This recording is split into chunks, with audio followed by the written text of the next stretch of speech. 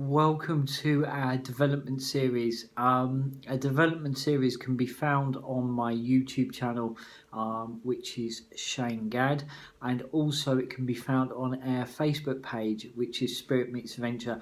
All links will be placed in the video itself, so you can go and find them.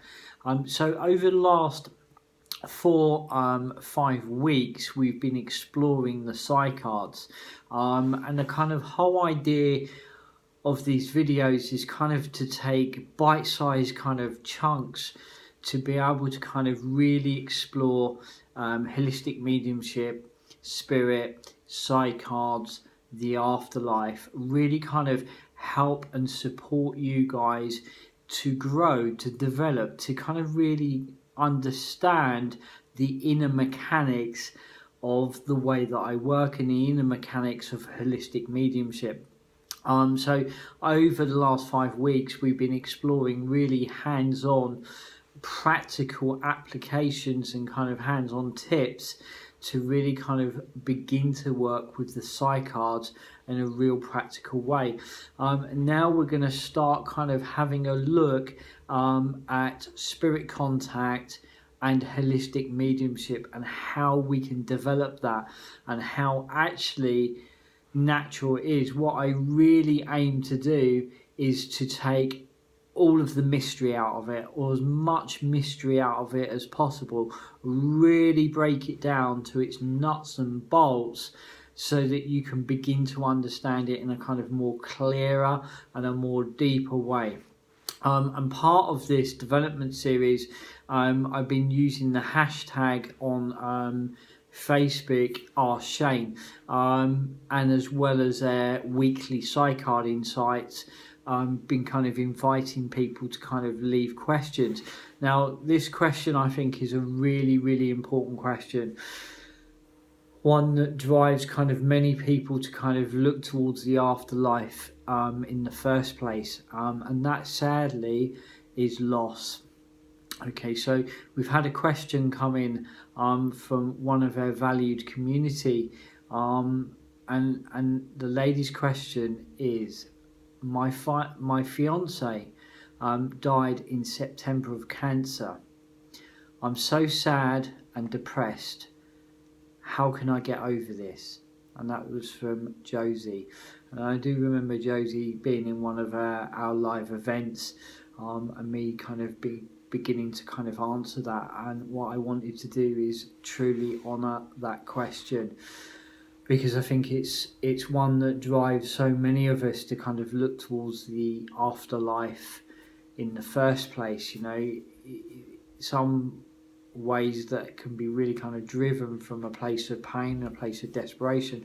I'm going to really gently share a story with you, and it was one that only happened within the last 6 or 7 years. So I've been kind of working within this field now for over 26 years. I cannot believe how that time has flown and how I've grown so much. And I think it happened within the last 5-6 years.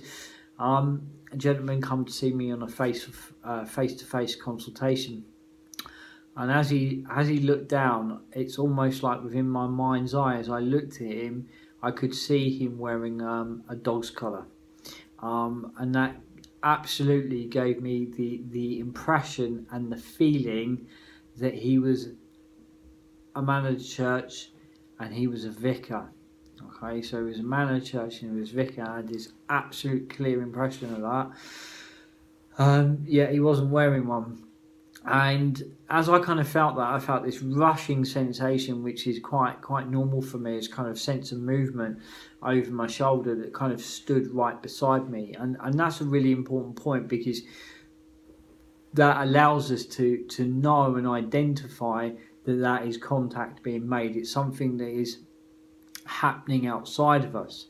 Okay, so you know, my experience tells me that can't be within our imagination, because it's something that's happening outside of us. Okay, and then my kind of thought process and my questions are, who is that? Who are you? Why are you here? What are you making contact for? You know, why?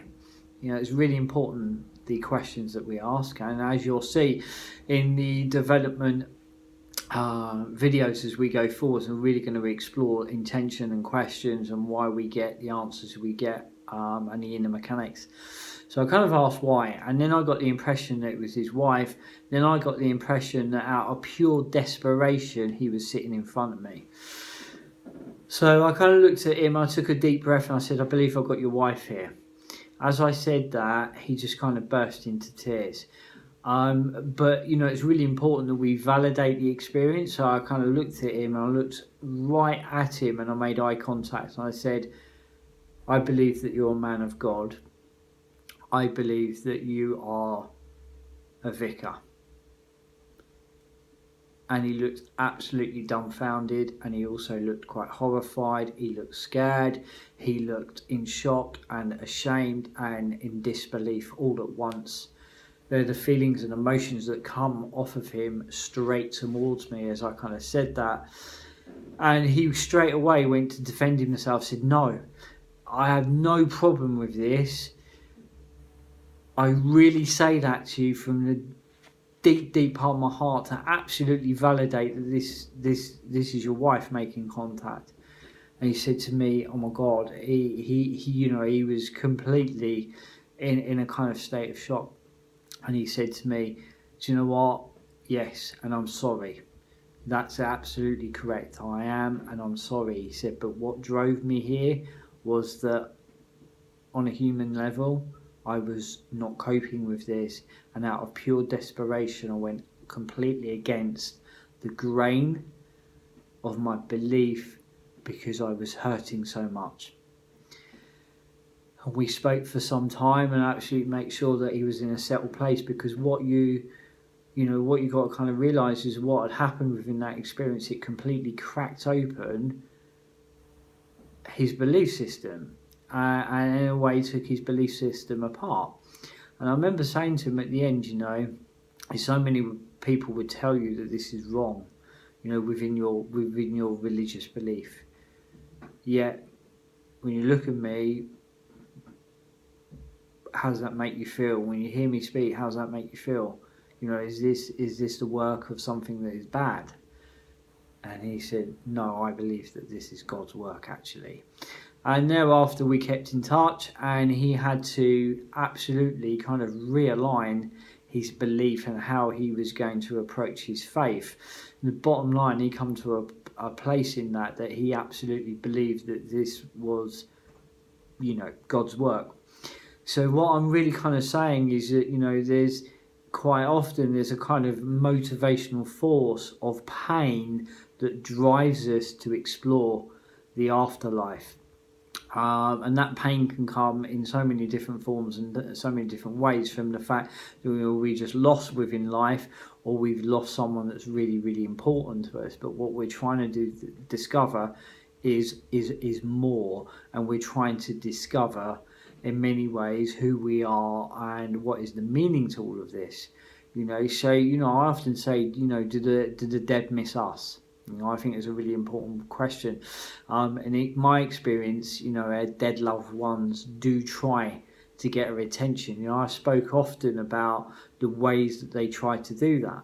A presence in a doorway, a hallway, at the top of the stairs. You know, and people say to me, why doorways? You know, my feeling is, and it has been for such a long time, they're thresholds. You know, they're passageways, and they're totally locked into our subconscious, because we always know where the doorway is. We pass through the hallway, we look up to the top of the stairs, and if they want to grab our attention, they kind of emanate that presence. They just emanate that presence towards us, if to say I'm here, and most importantly that I'm still there. And that you can still talk to them, and they can still see you, and they continue to care for you. They listen. And importantly, you know, based on the experiences I've had, they listen to our prayers, our hopes, our dreams, our sadness, and they watch us. They watch us cry. They watch us sleep. They watch us cry some more. They watch us put our lives back together. They feel joy when we have a victory, when we learn and grow and overcome our challenges. You know, it's almost like they're sitting on the sidelines of life, willing us into our fullest and greatest potential. And importantly, you know, people say, and in a consultation sometimes they say, can you tell my mum, my dad, my husband, my wife, my grandfather, my brother or sister, can you tell them that I love them? And I always answer the same way. I say, you know what, you just have, because they know what's in our hearts. Yet they also know that life is an amazing gift. So, you know, we have to grieve. And I think that it's really important that we try to make time for that. You know, we live in a time where we move so fast and everything's happening so quickly. In some ways that we just get caught up in that kind of movement, and we don't allow us the time to truly heal. We don't allow us the time to kind of be with that and to spend time exploring, searching and feeling all of that a loss at that magnitude, you know, brings us, you know, because it is such a magnitude. It's really, really important that we try to slow down and kind of meet that.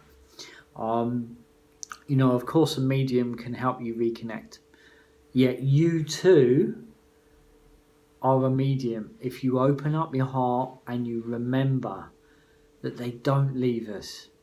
Remember them and cherish those memories. Really important that we make time for this. You know, I believe we can keep that connection alive by talking to them and acknowledging their presence, and to know that in my experience they're only ever a thought away. And you know, those of you that are like, you're reaching out and you're looking for those signs and they're not there, remember sometimes that contact can be so subtle that we can often miss it, especially if we're moving too fast through life. It's about trying to stop, almost like close your eyes and just look for the subtlety within the environment, and also know that they meet that at the right time. And there can be no right or wrong time. You know, I've had people, and I was kind of brought up by some of my peers and those that I looked up to, saying you have to leave it a year. Within my experience, that's not always the case. There's been many times that someone's come through within days, sometimes hours, sometimes weeks, sometimes months, and sometimes years. I don't think there's a fixed point with that.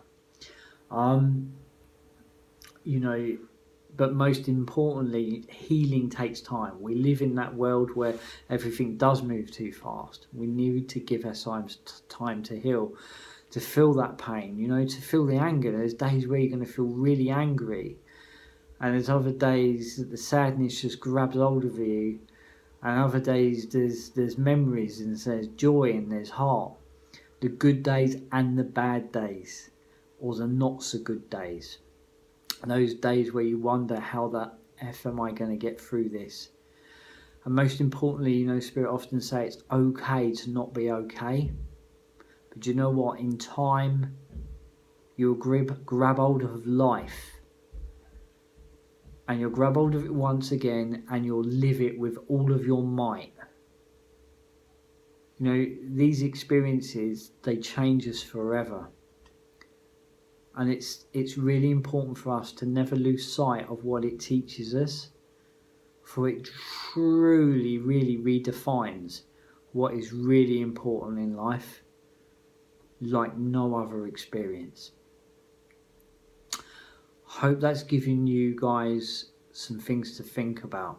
You know, so when we look at Josie's question, you know, how am I going to get over this? Maybe we never truly do, yet we learn to allow it to become a part of us, allow it to touch us, and allow it to redefine what's really, really important. And just kind of gradually over time it eases, just like water over a stone. And one day we wake up and what we're left with is the good and the happy, but we must give ourselves time. I'm going to leave that with you. Those of you that are watching this on Facebook, you can find a whole resource of videos on my YouTube channel. Those of you who are watching this on YouTube, you can find our weekly development tips, our weekly insight, our live events and such on my Facebook page, which is Spirit Meets Adventure, and the links will be in the video. If you do have a question, please comment below, and you want it featured within our Ask Shane development series, it will be an honour. Thanks guys, see you all very soon. Take care.